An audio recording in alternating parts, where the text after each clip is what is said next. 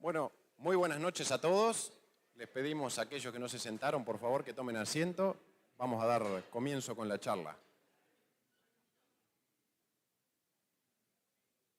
Mi nombre es Alejandro Gutiérrez, estoy representando a la sociedad rural en la comisión de la FREFA y bueno, la idea es tener otra charla más. Esta es la tercera ya que hacemos este año.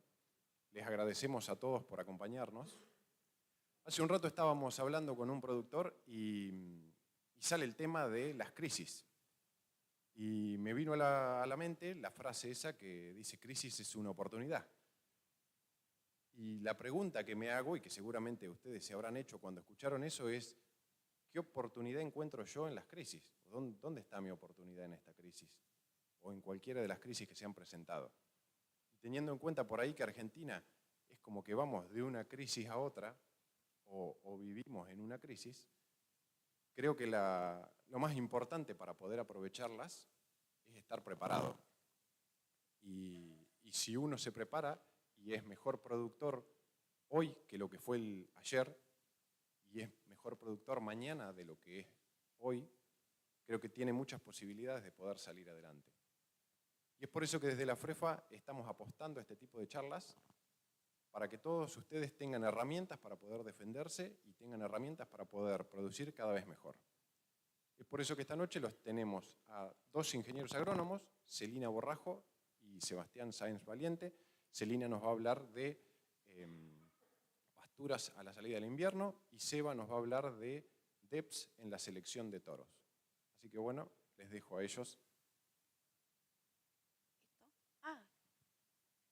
Buenas tardes, buenas noches.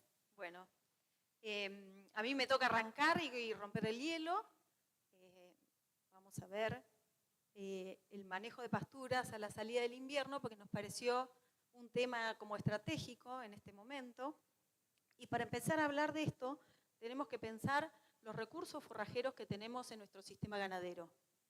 En general, en la cuenca del Salado y en Rauch, la ganadería basa la alimentación en los pastizales y pasturas, pero especialmente en los pastizales de campo natural, que son especies naturales de acá, nativas, han evolucionado con las inundaciones y las sequías estivales que tenemos normalmente, pero no han evolucionado tanto con el pastoreo y menos con el sobrepastoreo que muchas veces le damos. Es por eso que muchas veces están en estado de degradación importante y cuando no podemos recuperarlas es cuando recurrimos a especies implantadas, que tienen un manejo totalmente distinto. Estas especies implantadas, hablamos de verdeos de invierno o de verano, o pasturas perennes, son especies que se han traído de Europa, que han sido mejoradas para producir en pastoreo. Entonces, están seleccionadas y han sido mejoradas para esa función. Entonces, están acostumbradas a tener una intensidad de pastoreo mucho mayor que nuestros pastizales naturales. Y precisamente lo usamos cuando el estado de degradación de la pastura, del campo natural, nos impide recuperarnos, está muy enmalezado o ha venido, por ejemplo, una loma de un cultivo, y entonces recurrimos a cubrir el suelo con un recurso de alta calidad y producción, como puede ser una pastura o un verdeo. Haciendo esta diferencia y teniendo en cuenta que tenemos que diferenciar el manejo de lo que es nativo, pastizal, campo natural, comparado con lo sembrado, es que arranco esta charla. Sin embargo, todas las plantas, pastos, pasturas, árboles, crecen teniendo en cuenta que necesitan luz, agua y nutrientes. Eso lo sabemos todos. Ponemos la semilla en el suelo y empieza a crecer, pero muchas veces nos olvidamos de que todas las plantas necesitan temperatura para crecer. Fíjense que en invierno las plantas crecen menos que en otoño o primavera. Y eso es porque tenemos mayores temperaturas. Acá me faltó el puntero, pero el ritmo de crecimiento de las plantas se basa no como los humanos en días que van pasando y crecemos, nos desarrollamos, envejecemos, sino en temperatura. A más temperatura tengo más crecimiento. Lo podemos medir censando la temperatura media del día, lo que nos da la radio, máximos y mínimos, dividido 2, nos da un promedio diario del día. Y las plantas van tomando esa temperatura, acá les puse un ejemplo con 10 grados, como para hacer el cálculo, van tomando esa temperatura, un día de 10 grados, y va creciendo. Al día siguiente tenemos 12 grados, entonces va acumulando el crecimiento, y así sucesivamente. Esto es importante para saber por qué precisamente crecen menos en invierno que en primavera o en otoño, o incluso en el verano, si tienen todas las otras condiciones de luz, agua y nutrientes, y para hacer un correcto manejo de esas pasturas. Bueno,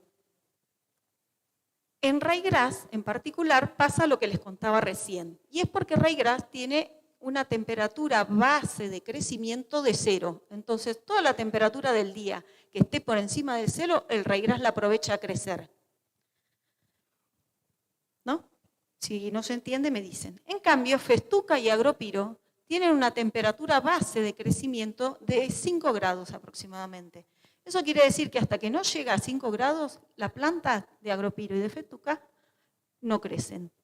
Entonces, la temperatura del aire las usa menos eficientemente y por eso es que crecen menos en invierno. Fíjense que con 10 grados, si le saco 5, que es la temperatura base, solamente me va a poder aprovechar 5 grados para crecer. Y así va pasando cada día, le tengo que sacar los 5 grados que tengo de temperatura base para hacer el crecimiento. Si ven la suma de grados que acumula estas especies comparado con ryegrass, sea perenne o anual, ven que hay una diferencia muy importante y es por eso que los verdeos como ryegrass, con avellana pasa lo mismo, o el ryegrass perenne tienen un ritmo de crecimiento mucho más rápido en invierno. Y agropiro y festuca lo tenemos más rezagado.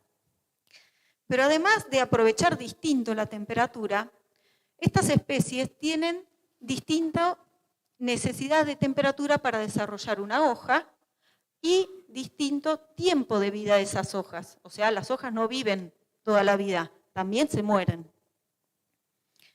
Y rápidamente, para verlo, acá hice un grafiquito y vemos que si la temperatura base de ryegrass es 0, que ya lo comentamos, para desarrollar una hoja necesita 100 grados y el tiempo de vida son sobre 300 grados de esa hoja. Si no la aprovecho, una vez que va acumulando esos grados y llega a 300, esa hoja se muere. En cambio, en festuca o en agropiro, la temperatura para que desarrolle una hoja es superior y también es superior la vida de esa hoja. Entonces, en el manejo del pastoreo, interpretamos que ryegrass voy a tener que utilizarlo más frecuentemente en mi rotación para no perder material y que caigan hojas y se desperdicie y no perder calidad con esas hojas muertas, mientras que festuca y agropiro lo voy a hacer en forma más laxa comparado con ryegrass, siempre respetando los tiempos. Bueno, y esto era simplemente para mostrarles, cuando agropiro ya formó casi 4 hojas, cuando ryegrass ya formó casi 4 hojas y una hoja ya se está muriendo, agropiro recién formó 1 hoja y media. Y es por eso que no lo usamos para tenerlo como recurso en el invierno. Bueno, pero hay algo más fácil que estar midiendo la temperatura, no se preocupen. Hay algo más fácil y más general para todas las plantas, todas las gramíneas perennes, todos los pastos que tenemos, y es que en general tienen 3 hojas vivas. A partir de generar una 4ª hoja se mueren. ¿Y eso qué significa? La planta va acumulando temperatura y va generando nuevas hojas. Cuando llego a la 4ª hoja, la primera se me muere. Solo mantiene 3 hojas vivas. No quiere decir que no siga creciendo. Quiere decir que me genera una 4ª, una 5ª hoja, pero se va a morir la primera y la segunda. Voy a ir acumulando material muerto en la base de la planta. Eso genera sombreo, genera desperdicio, genera que la planta crezca para arriba y no más en forma cespitosa o lateral. y que se tienda a la formación de matas si yo no lo aprovecho. Entonces, la recomendación de pastoreo es empezar a acostumbrarnos a ver cómo crecen, incluso ir al lote y sacar macollos y ver cómo están, si están acumulando hojas o no, y tratar de aprovecharlos de esta forma cuando tienen 3 o 4 o por desarrollar la 4ª hoja. De esta forma digo porque lo ideal es un pastoreo que deje cierta fracción remanente de hoja, porque con esa fracción remanente la planta va a seguir fotosintetizando y va a tener un rebrote más rápido que si como hasta abajo y dejo solo el palito. Entonces, una vez que se desarrolla la 4ª hoja, la planta elonga esa hoja, se muere la primera que me quedó chiquita y empieza a macollar. A partir de la 4ª hoja decimos que la planta se ve, que empieza el macollaje, la generación de hijuelos. Entonces, ¿por qué viene todo este comentario previo? Y es porque en este momento, si sembramos una pastura en marzo-abril, depende de la especie, pero estamos en momento de hacer la primera utilización en pastoreo. Y esa primera utilización tiene que ser fomentando el macollaje. Ustedes ven que hay muy poquito volumen, que está recién macollando la planta, sea sembrado al voleo o sea en líneas.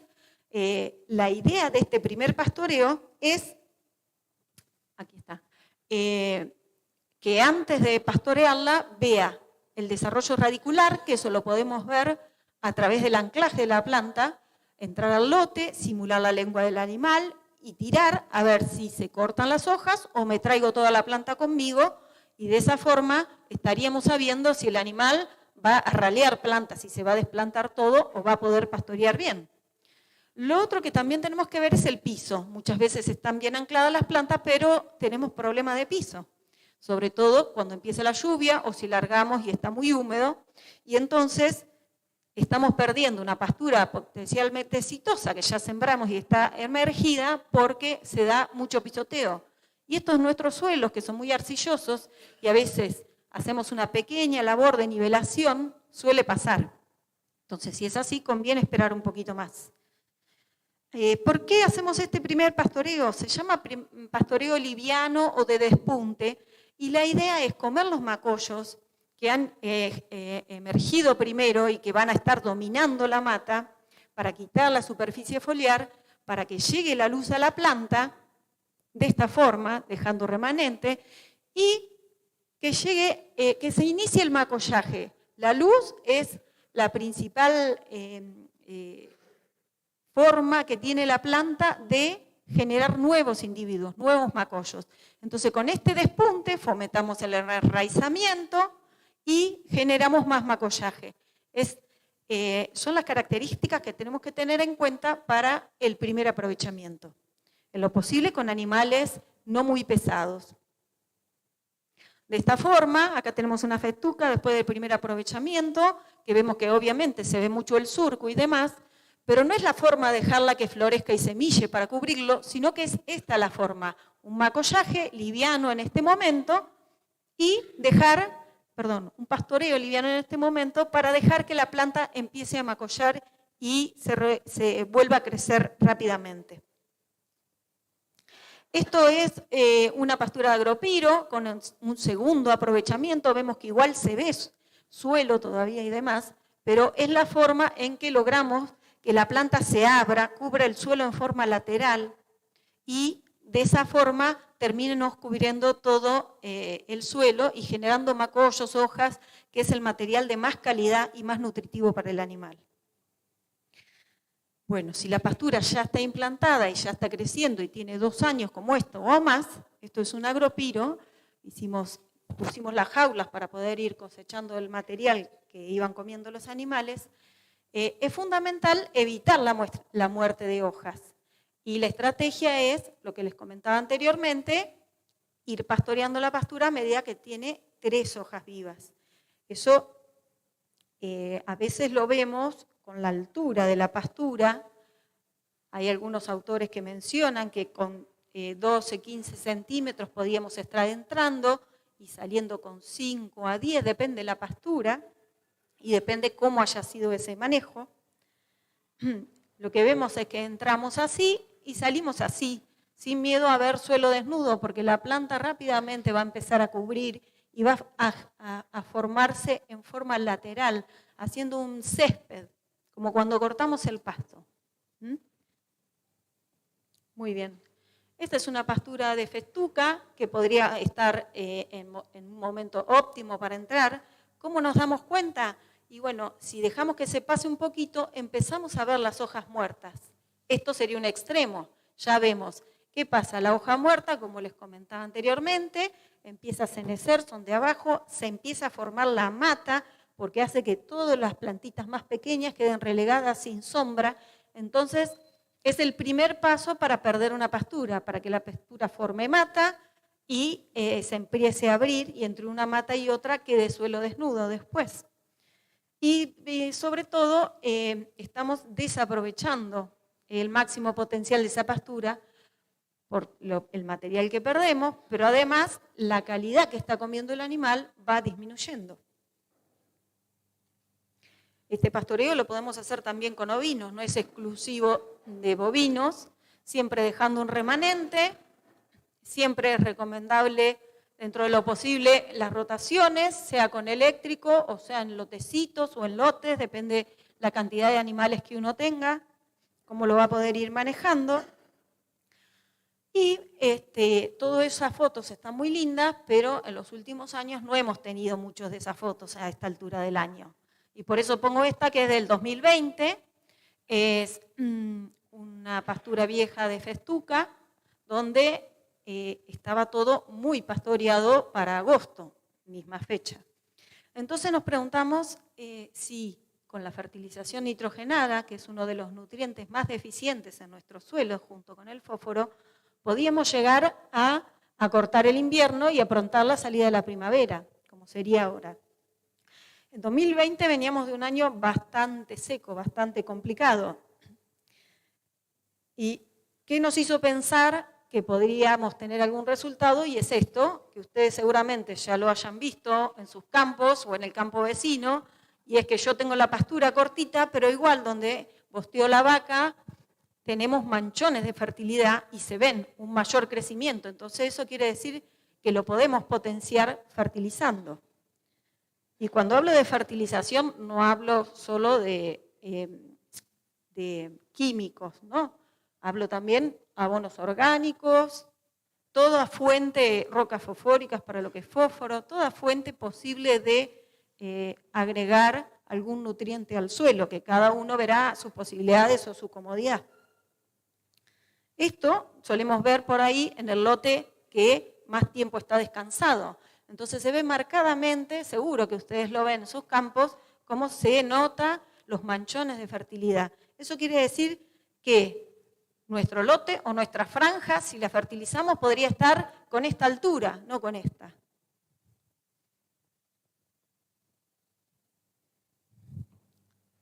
Muy bien.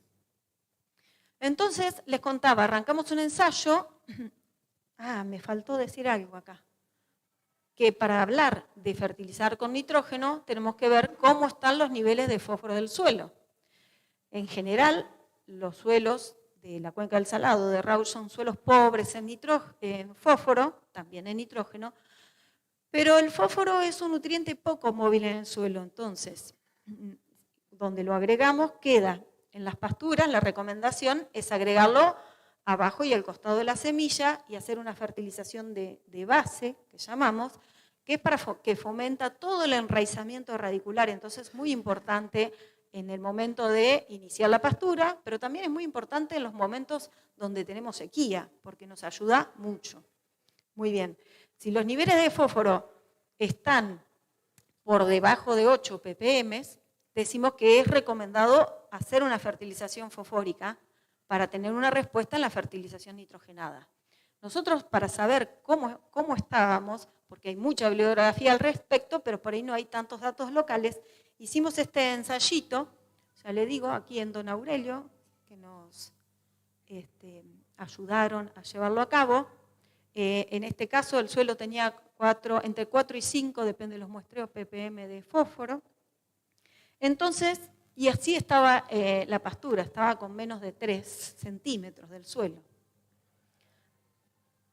cuando hicimos las combinaciones de fósforo y nitrógeno para probar cómo era la respuesta de uno u otro o combinado, vimos que enseguida este ensayo se inició, se cortó a fin de agosto y se fertilizó los primeros días de septiembre y al mes ya veíamos la respuesta. Y lo veíamos alrededor, como el campo natural, la pastura tenía mucho menos crecimiento, incluso campos naturales del costado, cómo se veía en el color y en la producción, enseguida la mayor producción de forraje. ¿Qué es lo que vimos este año? Que cuando no fertilizamos, esto al cabo de un ciclo de crecimiento, o sea, la acumulación de las hojas, logramos acumular sin fósforo ni nitrógeno, o sea, como seguimos ahora, 1.500 kilos de materia seca. Cuando fertilizamos con fósforo, 50 o 100 kilos, hubo un incremento importante en la producción. Un incremento de casi el 70% del pasto. Ese incremento se logró sin fertilizar con nitrógeno, poniendo solo fósforo, a ver qué pasaba. ¿Tenemos una respuesta? Sí, importante cuando tenemos esos valores tan bajos en suelo. Por eso se recomienda el análisis de los nutrientes en el suelo. Cuando fertilizamos con nitrógeno, sin fertilizar con fósforo, que a veces nos pasa, nos agarra el apuro o decimos, no, yo ya estoy bien, no creo que haga falta otra vez fósforo en mi suelo, fertilizamos con nitrógeno, en este caso 50-100 kilos de N por hectárea, que eso en urea es como el doble más o menos, vemos un incremento de casi el 100% en la producción. Quiere decir, en estos suelos estábamos mucho más limitados por nitrógeno que por fósforo. Pero no valía mucho la pena, tanto en el fósforo como en el nitrógeno, las diferencias en los valores duplicando la fertilización. ¿Qué es lo que valía la pena? Y lo vemos cuando combinamos fósforo y nitrógeno. Con 50 kilos de P y 50 kilos de N, vemos que hay un crecimiento de más del 200%.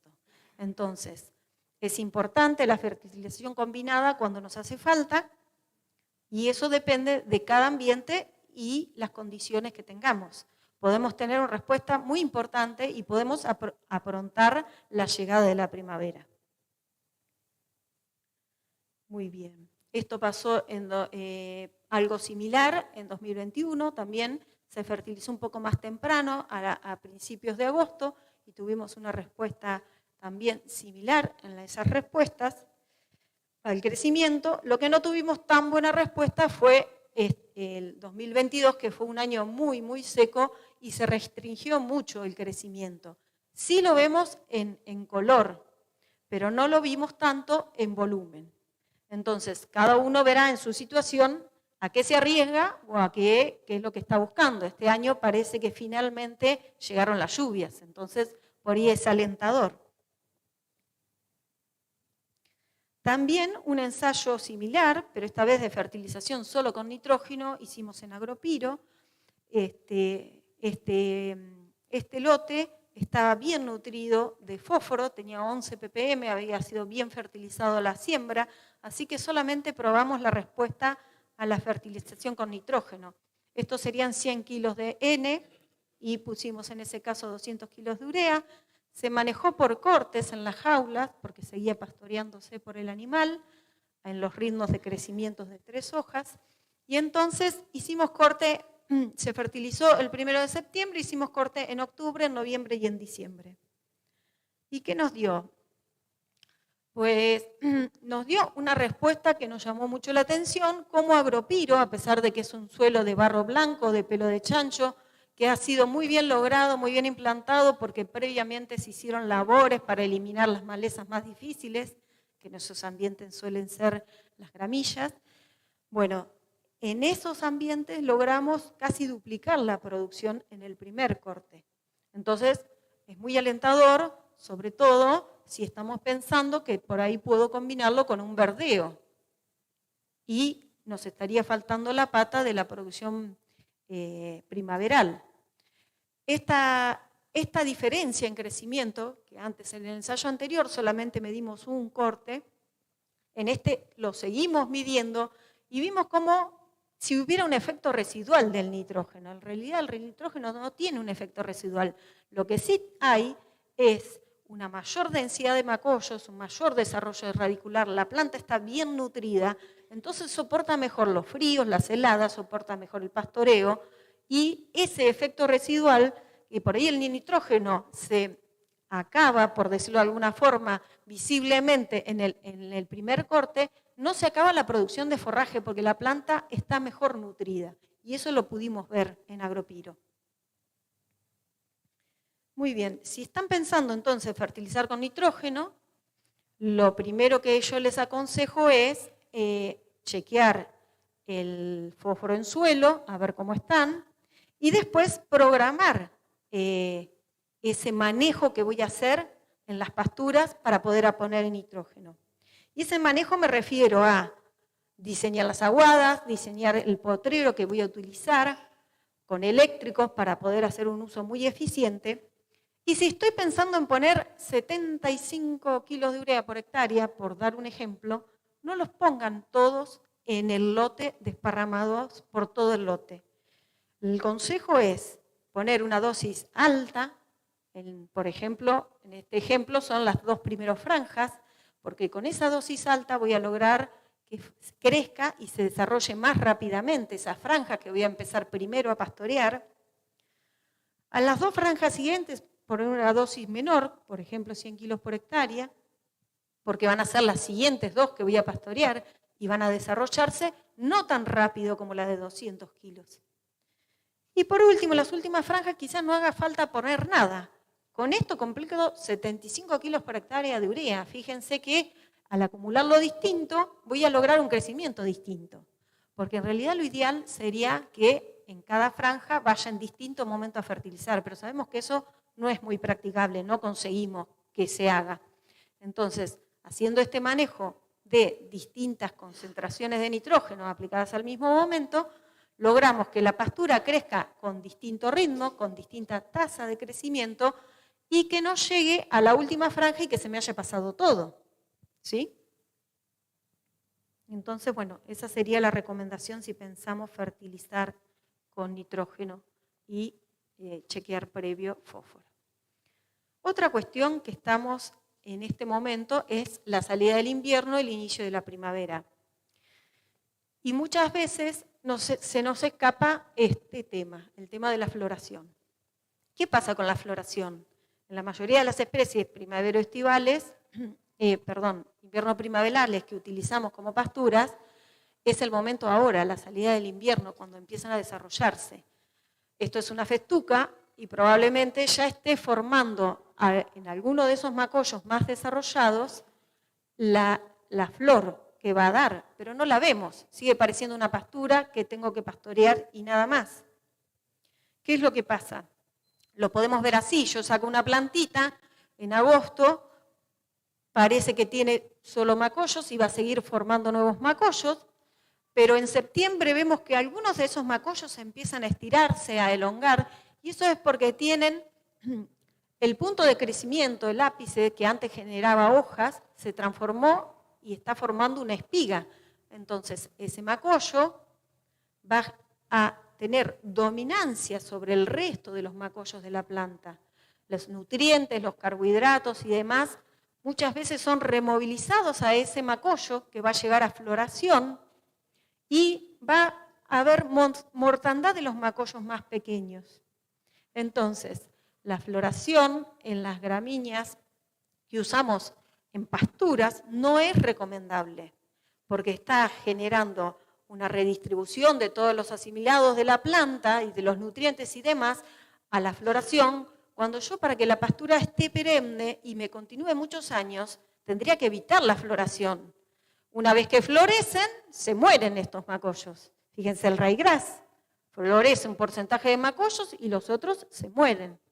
En cambio, en las pasturas perennes lo que conseguimos es que, quitando esta floración, no se pierda todos los macollitos que se están generando nuevos, que no haya esa dominancia apical.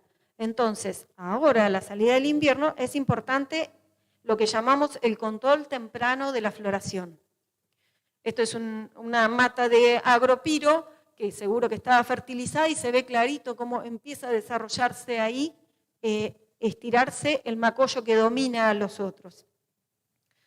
Entonces, así como festuca, el momento de floración está en agosto-septiembre, depende del pastoreo. En agropiro lo tenemos más en octubre-noviembre.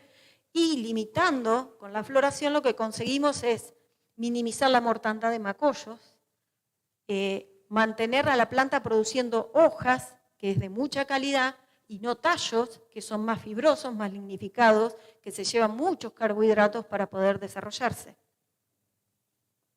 Mantenemos la calidad de esa forma. ¿Cómo es este control temprano de la floración? Son, en general, lo posible, 2 pastoreos muy intensos, en un momento en que la planta está iniciando ese desarrollo. ¿Cuánto de intensos? Muy intensos. Acá tenemos una fotito, fíjense que no llega a 3 centímetros la regla de medición, no sé si la ven, pero bueno, yo les cuento. Así de intenso en festuca, ahí un poquito, no sé qué foto se ve mejor, pero se ve muy intenso. En este momento en general no pasa nada porque la mayoría de los años tenemos agua y la planta va a crecer rápidamente. Es más, lo que se recomienda son 2 pastoreos intensos con una frecuencia de 15 días, como para que si algún macollo, el animal al pastorear no llegó a decapitar, algún macollo que empezaba a florecer, lo decapite en la segunda tanda de pastoreo. ¿Qué conseguimos con eso?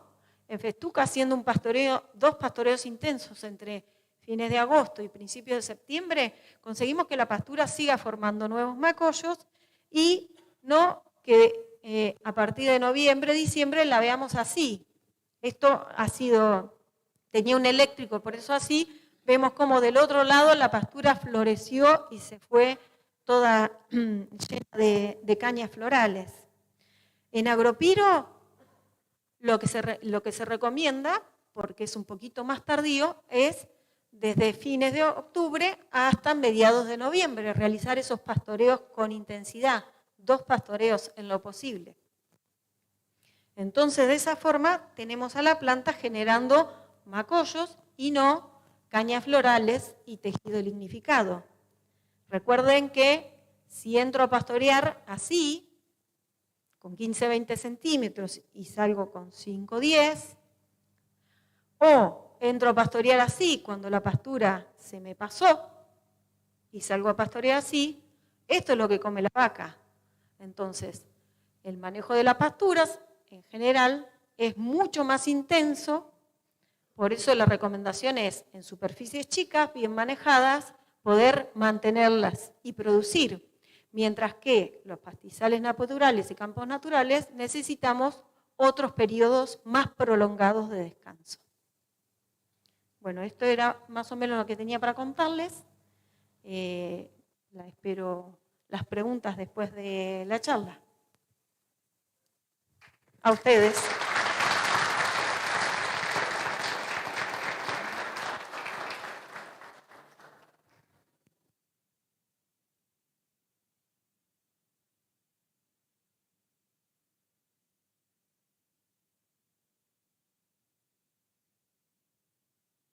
¿Y se escucha?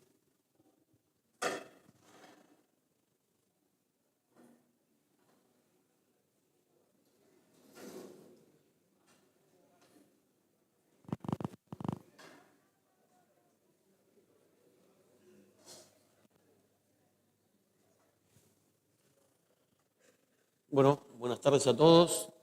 Como recién me presentaron, mi nombre es Sebastián López Valiente, trabajo acá en el INTA de la Cuenca del Salado en Rauch.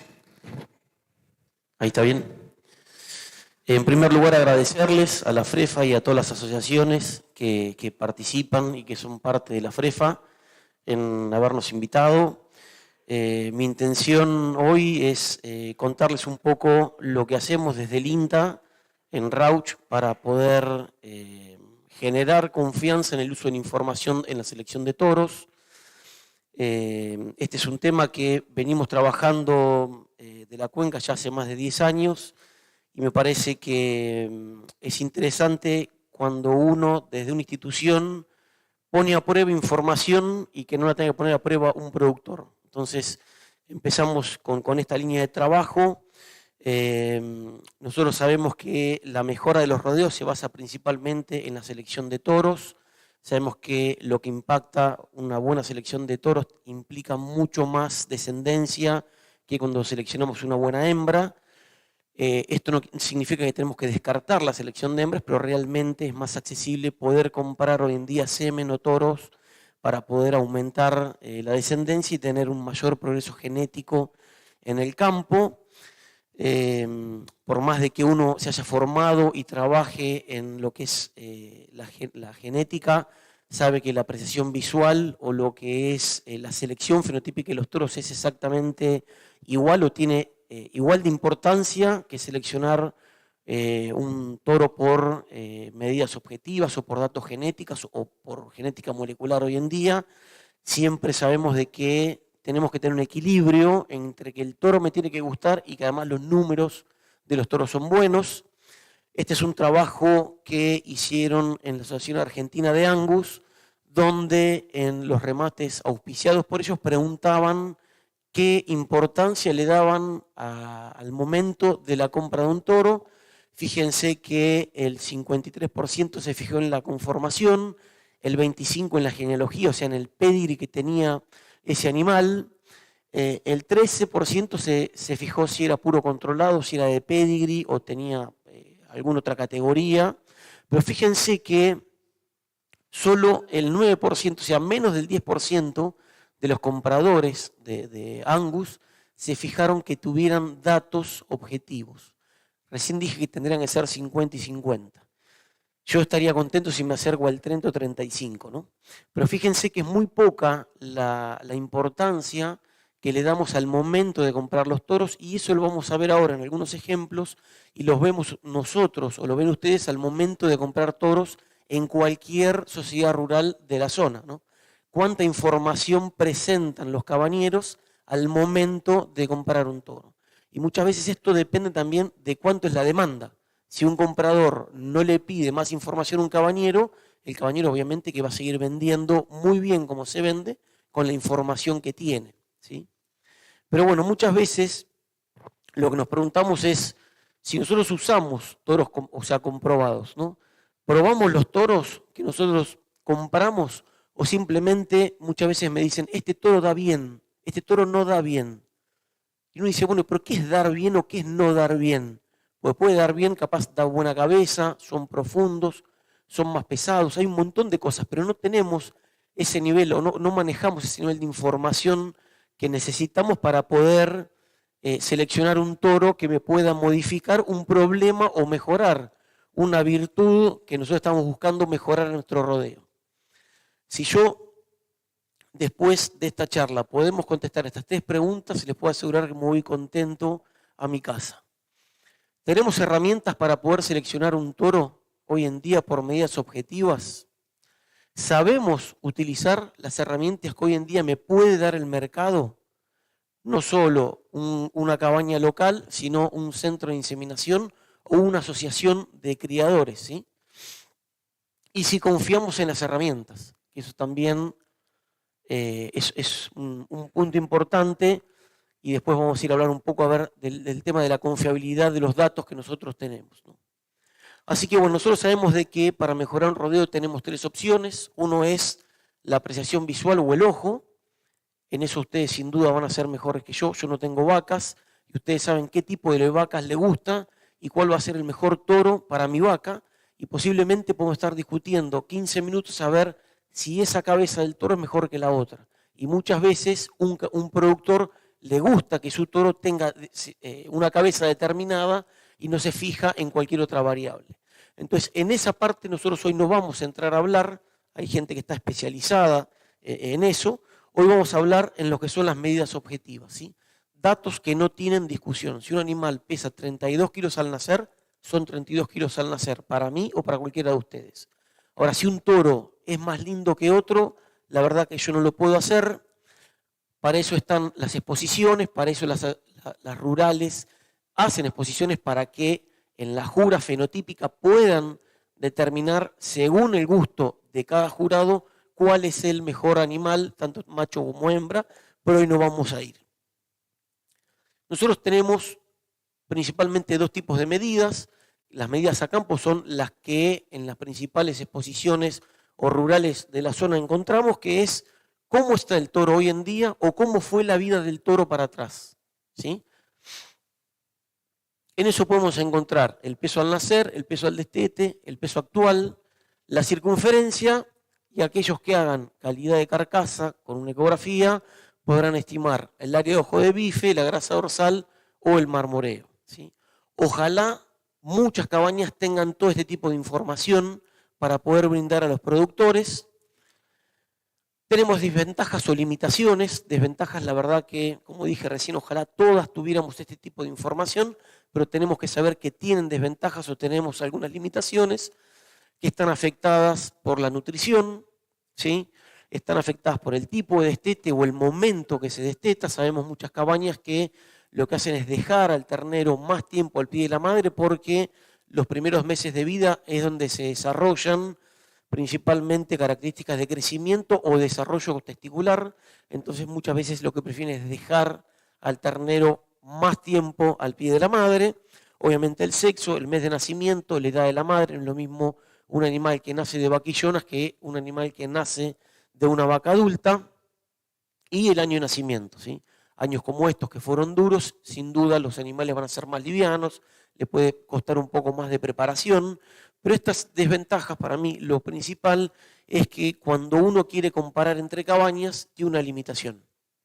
Todo este ambiente, que nosotros lo que trabajamos en algo en genética lo llamamos ambiente, me puede modificar la genética.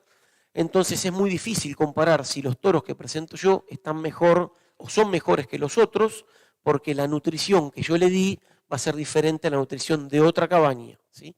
Entonces esto es importante, pero es importante y podemos comparar los toros nada más que de mi cabaña, cuando tenemos un grupo de contemporáneos, decir, bueno, los animales de López Valiente, este es el mejor animal, pero no puedo comparar si mi mejor animal es mejor que el animal de la otra cabaña, ¿sí? Y acá les doy un pequeño ejemplo. Estos ya son viejos, pero fíjense, esto es un caso real, de cuando uno va a un remate, encuentra este tipo de información. Bueno, el corral, el tatuaje, los dientes, ¿sí?, que tienen, la circunferencia, el peso del animal y el padre. Sin duda siempre digo yo que todo es importante. Y cuanto más información, a mí me gusta más, después el que comprador se va a fijar si esa información le sirve o no. Pero esta es una información típica que podemos encontrar en cualquier remate. Fíjense que el peso al nacer es la variable que más afecta a la producción de terneros en la Argentina. O sea, la principal causa de pérdida de terneros en la Argentina son los problemas de distocias y de peso al nacer. Y son datos que habitualmente no se tienen, ¿sí? Los veterinarios me van a matar, pero bueno, nosotros después tenemos que salir, el grupo o los veterinarios, a salir a hacer necropsias, y la foto que está ahí atrás es de un toro, de un productor que está acá sentado, que elegimos un toro por catálogo que dijo que era de bajo peso al nacer, un toro americano. Los terneros pesaron todos arriba de 40 kilos, ¿sí? Y después tenemos los DEPs, o sea que tenemos los datos de medidas objetivas, que son lo que es el toro hoy o lo que fue. Los DEPs lo que me van a decir es cómo van a ser la descendencia, ¿sí? Me va a decir cómo van a ser sus hijos. Los DEPs significan las diferencias esperadas en la progenie, ¿sí? Las diferencias que van a tener entre los hijos. ¿Cómo se estiman? No lo voy a explicar acá, pero sí lo que quiero explicar para que nosotros podamos entender qué significa un dato de una DEPS, ¿sí? Entonces, yo tengo una población, acá tengo una población, puede ser de una cabaña o puede ser de la Argentina, acá puse las fotos del Angus, y lo que me van a decir es cuánto más van a ser más pesados los hijos de este toro con respecto a este toro, ¿sí? Es una herramienta de comparación. Ese dato me va a decir cuánto con respecto mis hijos van a ser diferentes a los hijos de otra persona.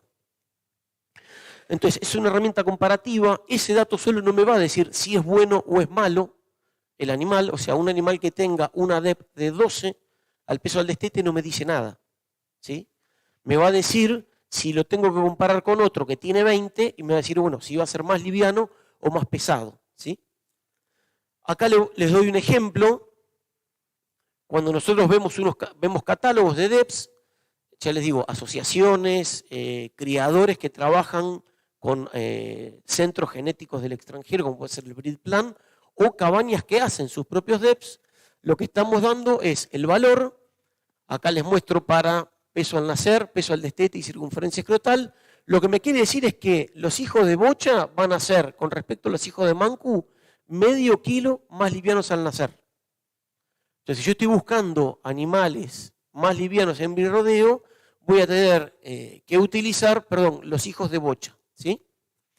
Si yo estoy buscando aumentar el peso al destete, fíjense que los hijos de mancu, que me dan 9 y los hijos de bocha me da 1, significa que los hijos de bocha van a ser 8 kilos más livianos que los hijos de mancu. Con lo cual, si yo quiero aumentar mi peso al destete, voy a tener que seleccionar el segundo toro, ¿sí?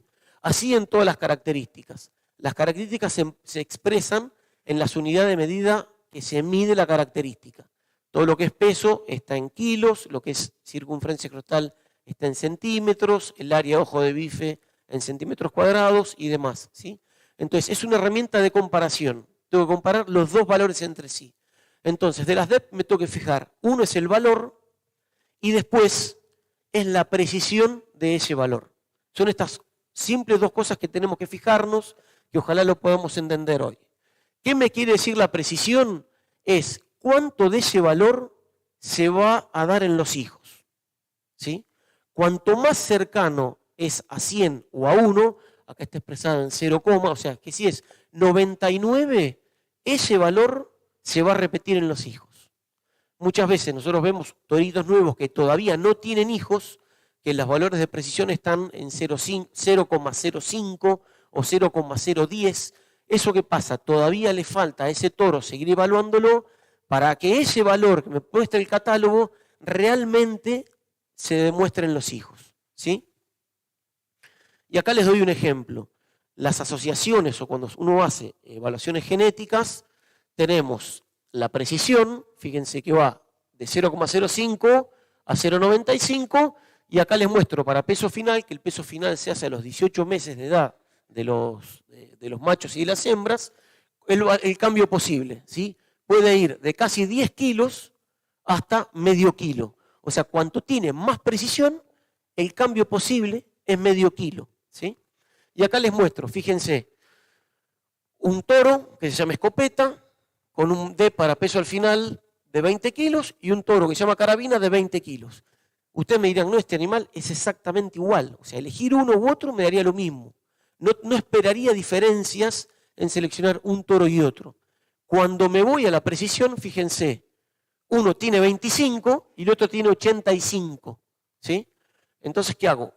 Yo para darles el ejemplo, pero lo importante es que lo entiendan. Con este ejemplo es, me voy acá, mido 25, el cambio posible para 0,25 son 7 kilos y medio casi. Con lo cual ese animal puede ser 7 kilos y medio para arriba y 7 kilos y medio para abajo, ¿sí? Fíjense, el que tiene 0,85, que es el caso de carabina, el cambio posible es de 1,5 kilos, ¿sí? O sea, el verdadero valor de los hijos va a ser de 7 kilos y medio para cada lado o va a ser de 1,5 kilos para cada lado, ¿sí? A ver si con esto me puedo expresar mejor. Fíjense que hoy en día me dicen que escopeta es de 20, cuando tenga muchos hijos y se sumen y realmente ese valor se ajuste, en realidad puede estar entre 12,6 o puede ser de 27,4. O sea que el cambio que puede tener eso es muchísimo todavía. Cuando uno elige toros de alta precisión, que nosotros siempre decimos que para variables de crecimiento tenemos que asumir arriba del 80 o de 0,8, fíjense que el cambio de este toro puede ser de 18,5 o de 21,5. Esto es peso final, un ejemplo que la verdad que podemos vender más pesado, me puede aumentar el peso de la madre, pero el problema es que estamos eligiendo toros para peso al nacer, donde, como explicamos hoy, la mayor pérdida de ternero logrado, o sea, vaca que se preña y que lo perdemos, son en problemas de distosia o problemas de parto y especialmente en vaquillonas. Con lo cual lo que acá les muestro es, uno es entender que el DEP es una herramienta de comparación, me va a decir cuál es mejor que otro, un solo dato no me dice nada, y después de la precisión, cuando es 0, ese valor lo tomo, pero la verdad que no me jugaría yo para usarlo en un rodeo en variables complicadas, y cuanto más se acerca uno, realmente puedo confiar o podría confiar en el dato, que ese dato se va a repetir en los hijos, ¿sí? Otro ejemplo, a ver si nos entendemos. Cuando uno compra un toro de 0,40, realmente sabe que es un toro, no puede saber bien cómo es. Cuando empieza a 0,60 ya lo empieza a ver mejor, y cuando nosotros tenemos precisiones arriba del 90 o el 80%, realmente podemos encontrar el toro que estamos buscando, ¿sí? Esta herramienta es antiquísima. La Asociación Argentina de Angus ya lleva más de 30 años estimando DEPs, y en el mundo es una herramienta recontravalidada que se usa un montón, pero desgraciadamente, y es una de las frustraciones que tenemos los que intentamos transferir conocimientos en genética, es que no se logra adoptar. En la Argentina la adopción de esta tecnología es baja. Una vuelta me invitaron a dar una charla y justo La Nación había puesto un ranking de qué se fijaba el productor al momento de, o las problemáticas del productor. Bueno, la adopción de tecnología no estaba prioritaria, estaba en el puesto 14, por, como dijeron hoy, la característica argentina. Tenemos que atajar otros penales antes de buscar un toro. Pero si nosotros queremos seleccionar un toro, sabemos de que las DEPs son herramientas que ahora los vamos a ver si podemos confiar o no. La mayoría de las asociaciones hoy en día tienen las evaluaciones genéticas, ¿sí? Son muy pocas las asociaciones que hoy en día no tienen evaluaciones genéticas. El problema es si no confiamos en esta herramienta. Y esto me pasó un día que volvíamos de una charla, de una jornada en Uruguay, y ellos me decían de que ellos lo usan un montón, la evaluación genética, o sea, un gran campeón del Prado, o sea, un gran campeón de Palermo, de allá, no sería gran campeón si no tiene bajo peso al nacer por DEPs y si no tiene alta circunferencia escrotal por DEPs. O sea, ellos, además de ver que un animal realmente es bonito, la cabeza es profundo, los cuartos, camina bien, todo lo que ustedes saben que tiene que tener el toro que les gusta a ustedes, no se corresponde con 3 o 4 DEPs que son vitales para la producción agropecuaria, ¿sí? Entonces yo le dije que en Argentina realmente no teníamos esa suerte, que no se aplicaba tanto. Y me contestó una cosa que me hizo enojar mucho y dio el puntapié inicial para nuestro trabajo. Me dijo, lo que pasa es que en Argentina se miente mucho. O sea, la gente miente mucho informando a las asociaciones.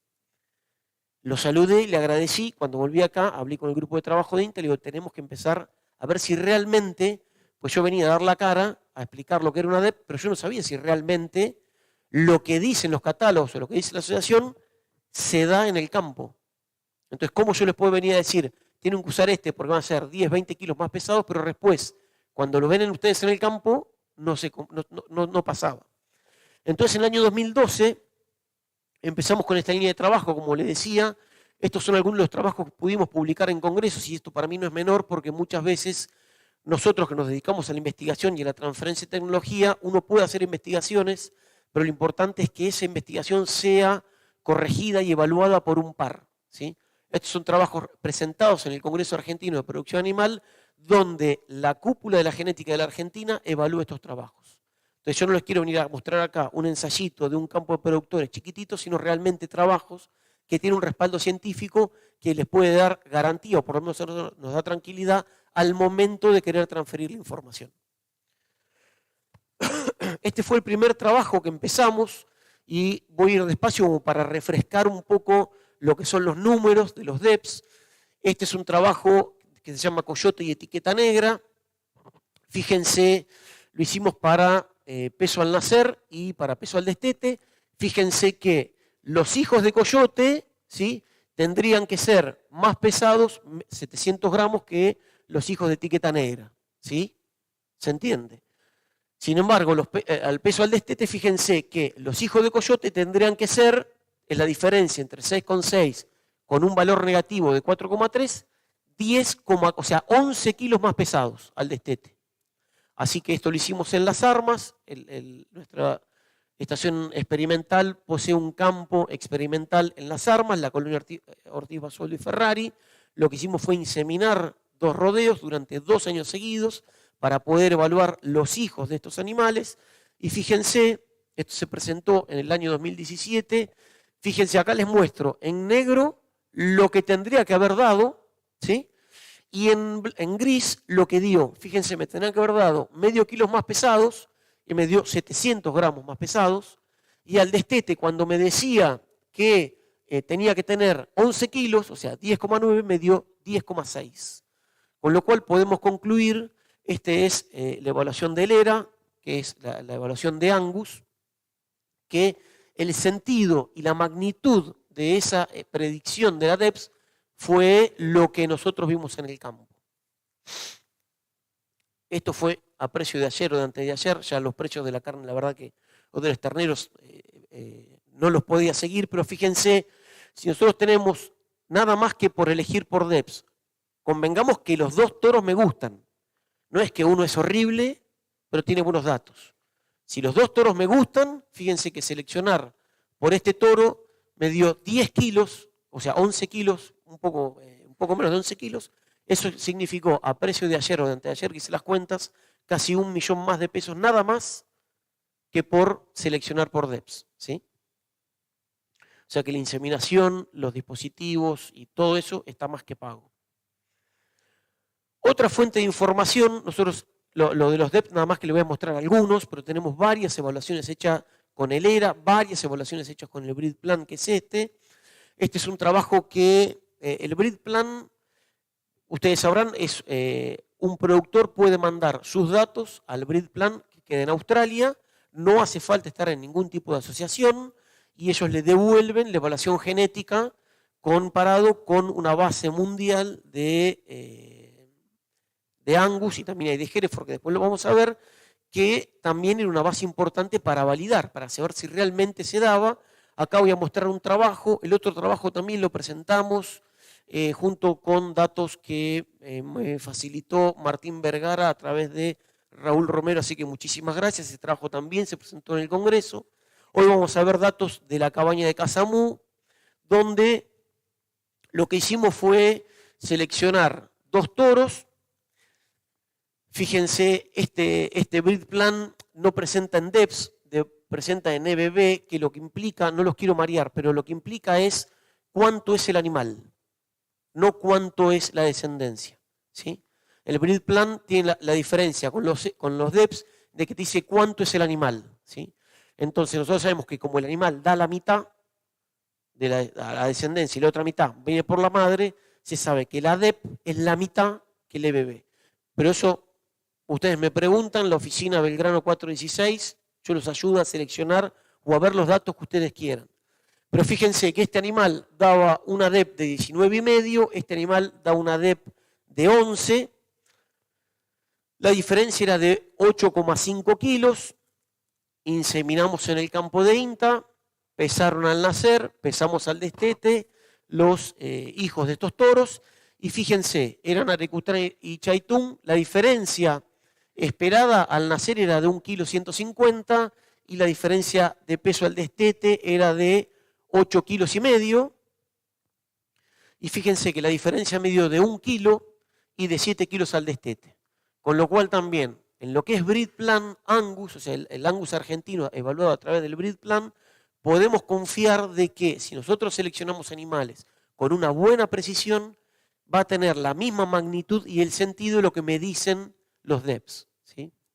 Así que de ahí ya nos fuimos con el Angus, porque la verdad que las 2 fuentes grandes de información era el ERA y el Breed Plan. La mayoría de los catálogos de semen que tenemos hoy en día evalúan o utilizan esas 2 fuentes de información y sabíamos que el Hereford era otra raza muy difundida en nuestra zona, así que nos acercamos a la Asociación Argentina de Hereford para empezar también a hacer esta validación. En este caso lo trabajamos en conjunto con la asociación gracias a María Calafé, que es la encargada de el registro de datos de la asociación, y al padre Rubén, que es el encargado de la cabaña de Los Ángeles, acá en Azul. Así que lo que hicimos también En este caso, en vez de utilizar el rodeo de INTA, nosotros en INTA tenemos nada más que vientres Angus, así que lo que hicimos fue utilizar una base de datos muy grande que tenían ellos, y lo que hicimos fue agrupar padres, 3 padres que daban alto peso, bajo peso al destete y que daban alto peso al destete.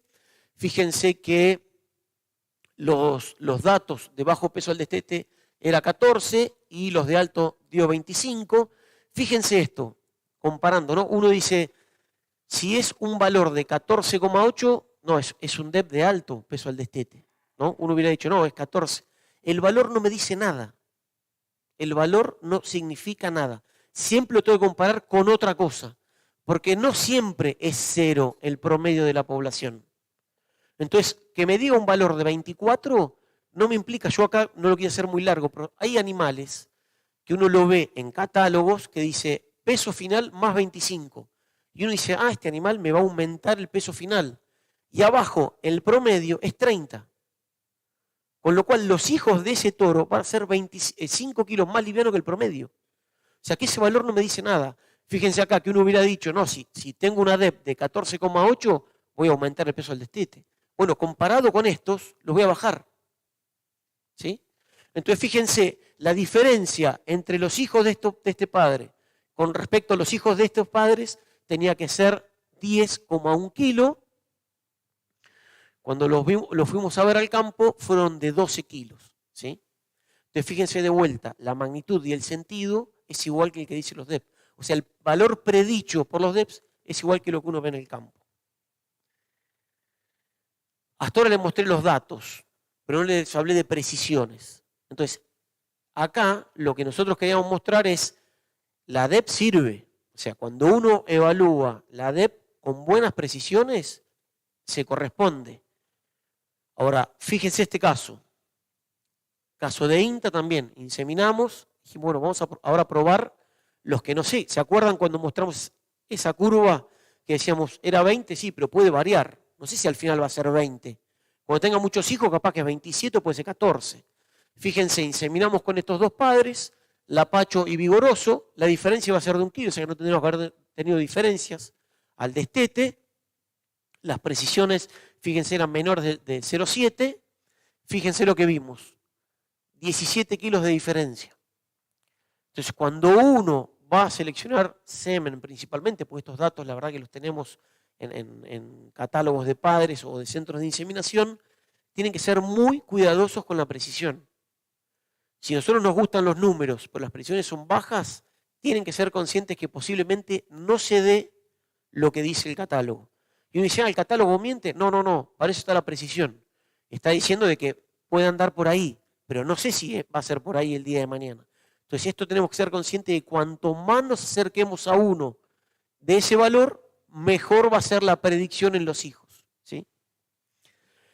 Y fíjense, esto es etiqueta negra y coyote, el primer toro que evaluamos, ¿sí? La primer par. Yo como esto, la verdad que me encanta, tengo de las lilas y la verdad que siento de que las lilas viene trabajando con DEPs hace muchísimo tiempo y tengo casi toda la colección de años y años de las lilas. Entonces busqué, nosotros hicimos el ensayo acá, ¿sí? Cuando, ¿se acuerdan que eran 10,9 kilos de diferencia?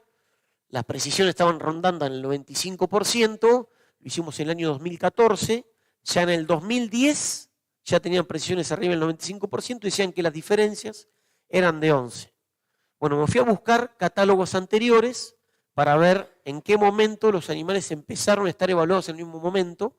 Fíjense, en el 2005 y 2006, estos dos animales tenían precisiones del 0,3 y decían que tenían una diferencia de 4 kilos nada más. ¿Sí? Entonces fíjense que nosotros sumamos la precisión, o sea, mejoramos la precisión y nos va a decir la verdad, o sea, cuando realmente podemos despejar todo el resto de las cosas.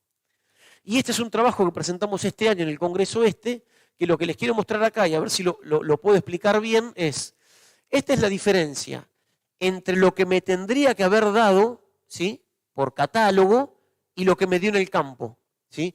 O sea, que este animal, o sea, si me da acá es 2 kilos, me dijo que tendrían que pesar 2 kilos de diferencia y me dio 4 kilos de diferencia, ¿sí? Fíjense el caso de 16 kilos, ese animal me tendrían que haber pesado, no sé, 170 kilos y me pesaron 186 kilos, ¿sí? A medida que yo mejoro la precisión, esa diferencia disminuye, ¿sí? Entonces fíjense que nosotros a partir de 0,8 son valores que uno puede decir, bueno, lo que me está diciendo el catálogo es lo que realmente me voy a encontrar en el campo el día de mañana. Hoy en día tenemos esta gran herramienta que se llama la genómica, que a través de una muestra de sangre o de bulbo capilar, o sea, uno le arranca pelo de la cola, no se lo corta, se lo arranca, el bulbo se manda a analizar y puede predecir lo que es ese animal genéticamente, ¿sí? Esto es una gran caja que se está empezando a abrir, va avanzando a pasos agigantados. ¿Por qué? No hace falta asociaciones, no hace falta pago de cuotas de asociaciones, no hace falta registros de nada, de si es hijo de quién, de cuánto pesó al nacer, no hace falta nada. Uno va, saca una muestra, la manda a un laboratorio y viene el resultado. Entonces, claro, dijimos, bueno, ¿y esto? Porque al principio decíamos, no, bueno, pero esto le falta toda la información, el bagaje de información para poder decir si realmente este animal va a ser más pesado que otro animal. Toda esta información se manda a Estados Unidos, se compara con la base de producción fenotípica de Estados Unidos y le viene un resultado. La primera pregunta que tenemos es, ¿pero la base genética de Estados Unidos es igual a la nuestra? O sea, los toros con que se comparan son iguales a los nuestros. Entonces empezamos, yo un día voy a aparecer, tirar una zanja, Celi, por favor. Pero bueno, lo que queríamos decir, porque si esto no da o empieza a no dar, es importante también como INTA salir y decir, miren, nosotros lo estamos haciendo y realmente lo que dice que da no está dando tan así. Ya hay empresas que hicieron validaciones en Argentina, lo que no hicieron es la prueba toro a toro, que para mí es lo importante. Porque en líneas generales las cosas dan, lo importante es que den cuando uno compra un toro, no en toda la población. Cuando yo voy a seleccionar un toro, yo espero que ese toro dé lo que dice el catálogo. Entonces empezamos, este año hablamos, imagínense que las lilas fueron los primeros centros de inseminación que tuvo su evaluación propia, que lo hacía la UBA con Fito Cantet. Después se abrió y se lo hizo el ERA, o sea que tiene la información del ERA. Hoy en día ya está trabajando en genómica, pero no en la genómica que trabaja el ERA, o sea en Argentina, sino este tipo de genética. Que uno le saca una muestra, lo manda a Estados Unidos, y ellos también quieren saber qué da. Entonces hicimos un convenio con las lilas para que también nos dé toda la base de datos que ellos tienen de los toros disponibles, y yo seleccioné 2 toros. Un toro que da alto peso al destete y otro que da bajo peso al destete.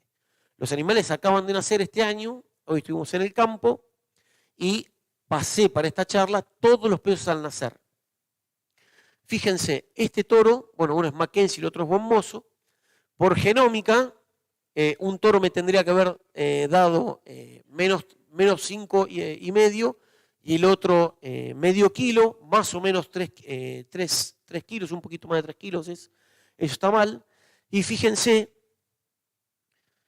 que cuando por genómica sacada de pelo o de sangre, así, sin ningún otro dato, me tendrían que haber dado 3 kilos, en el campo me dio 2 kilos 300, o sea, 700 gramos de diferencia, que les puedo asegurar que es una muy buena predicción, porque con los DEPS también tenemos menos de 1 kilo, ¿sí?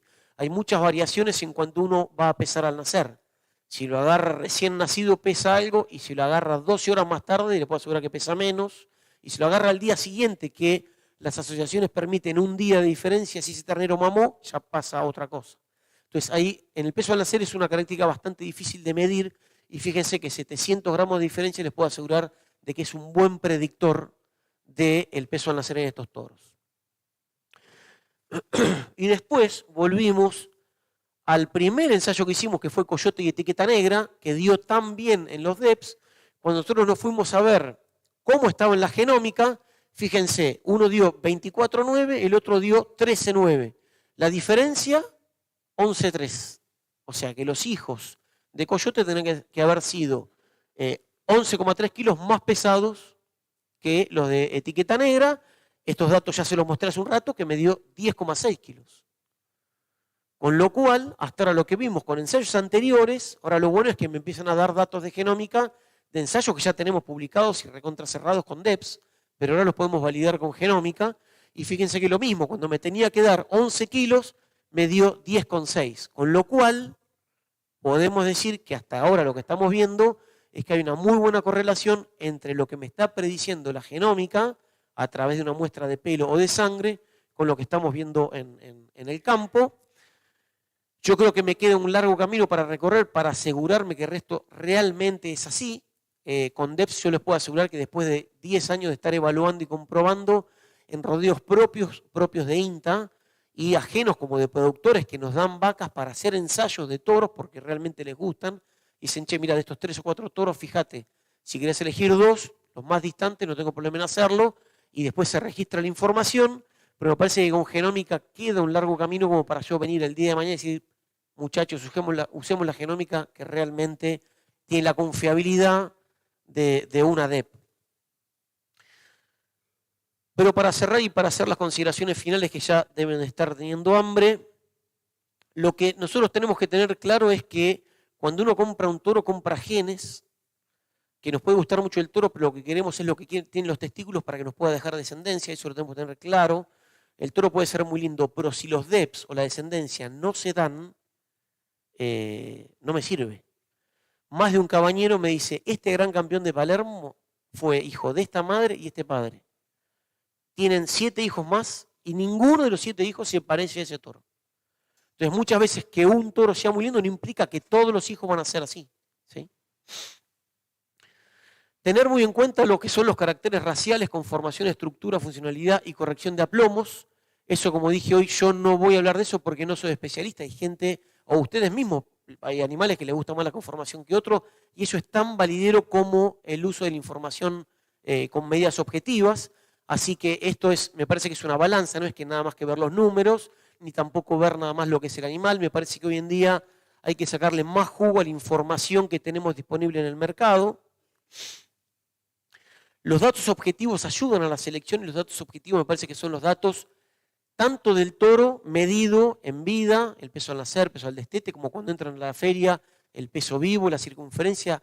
Esos son datos objetivos que no tienen discusión. Lo que es si tiene 39 de circunferencia es porque vino un veterinario y otro, y no voy a entrar en conflictos, tendría que tener 39 o cercano a 39.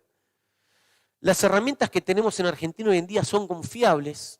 Las que utilizamos en Argentina generadas por las asociaciones o las que se van a los breed plan, no lo comenté, pero la Hereford, la Asociación Argentina de Hereford, lo hace a través del breed plan, que se llama una evaluación panamericana que la hace Argentina, Uruguay, Estados Unidos y Canadá. Juntan la base de datos de esos 4 países y salen los datos que evaluamos hoy. Pero todo lo que tenemos en la Argentina es confiable. Yo siempre digo que utilicemos los DEP para comparar, ¿sí? Siempre que compremos semen, que la verdad me gustaría que más toros que entren a las ferias tengan DEPs, pero sé de que hay limitantes porque eso tiene un costo, hay que entrar en asociaciones o pagar a agrupaciones como el Breed Plan, y eso muchas veces puede ser una limitante, pero yo aliento a que se tenga confianza y que entren porque es la única forma de determinar o de predecir cómo van a ser sus hijos, ¿sí? Y más en categorías complicadas como puede ser una vaquillona. Y el éxito de la selección está en la precisión. Acuérdense que si nosotros tenemos animales evaluados con malas precisiones, no esperemos que los datos que me dicen los catálogos después se den en el establecimiento. Y me parece que todavía queda validar desde parte de las instituciones como nosotros la información genética de la genómica. Yo sé que la genómica creció muchísimo porque es relativamente barata y porque es simple. Es pasar los toros por la manga, saca una muestra y se manda a analizar. Cuando uno hace DEPS necesita un control genealógico, padre, madre, registros de peso al nacer, peso al destete, circunferencia, un montón de información que yo reconozco que es engorrosa, ¿sí? En primer lugar, agradecer al grupo de trabajo del campo. Ellos son los que toman los datos que les presento yo hoy y en todas las reuniones, y sin esta gente yo no podría estar acá, y después agradecerles a ustedes por el tiempo.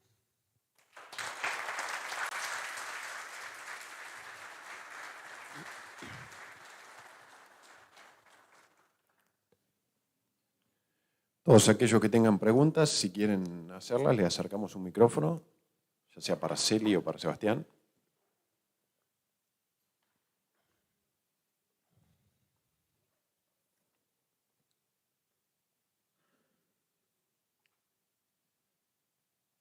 Muy bien. ¿Ninguna pregunta? Sí, buenas noches. Federico Petrengue de FREFA. La pregunta para Celina. Por ahí los productores tenemos desesperación por hacer pastos. Y por ahí tenemos en esta zona muchos festuca con festucosis.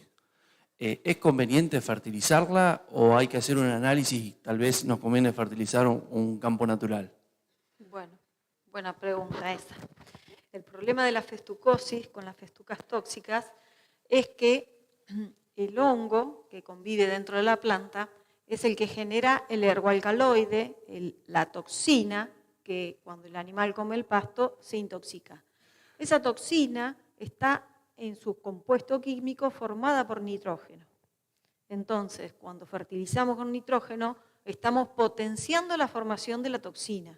Entonces, si tenemos dudas de que nuestras festucas o festucales o campos naturales dominados por festucas tengan festucosis, no fertilicemos con nitrógeno. Vayamos a un lote que esté más limpio o donde hayamos hecho los análisis de porcentaje de infección del hongo en la festuca para poder fertilizar con tranquilidad, porque estaríamos generando más pasto, pero un pasto complicado. No sería conveniente.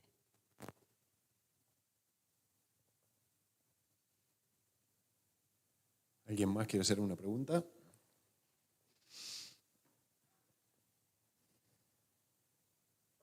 Para Celina.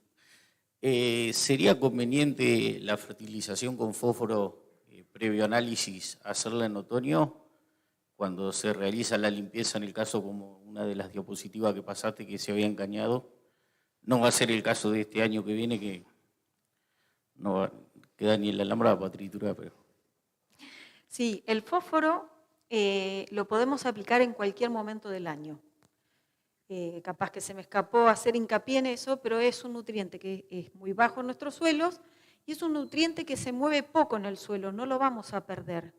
Nosotros si tiramos un gránulo de superfosfato o así al suelo, tiene una dispersión de 5 o 10 centímetros, por eso cuando lo recomendamos a la siembra, lo recomendamos abajo y al costado de la semilla, para que esté cerca de las raíces y lo pueda tomar. Entonces, además, el fósforo se disuelve como gradualmente, entonces tenemos un efecto residual en el suelo. Por eso podemos subir los niveles de a poquito a medida que nos dé el bolsillo o querramos hacer una inversión, y lo podemos hacer en cualquier momento del año.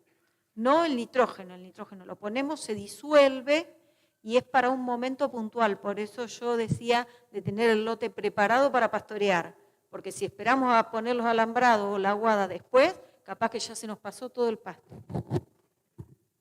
¿Sí? ¿Quedó?